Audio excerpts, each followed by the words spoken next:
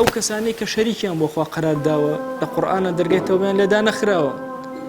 ئەو کەسانەی کە پێغەمبەرانیان کوشت عەلەیهیم السەڵات وەسەلام وەکو یەهود دەرگای تەوبەیان لێدا نەخرا، ئەوانەی سحریان کرد دەرگای تەوبەیان لێدا نەخرا، ئەوانەی کوفریان کرد دەرگای تەوبەیان لێدا نەخرا،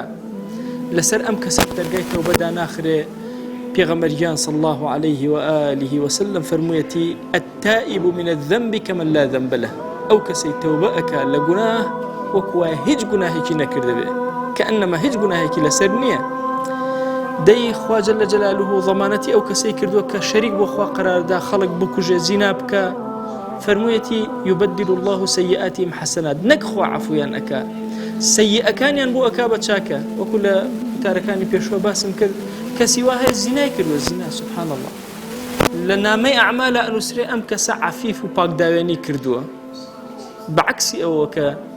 ئێمە نەزەرمان وابێ مەسەلەن بەس گوناهەکان لەسەری لا ئەچن، نە گوناهەکان یوبەدل الله سەیئاتیهم حەسەنات، گوناهەکانیان بۆ بێتە چاکە.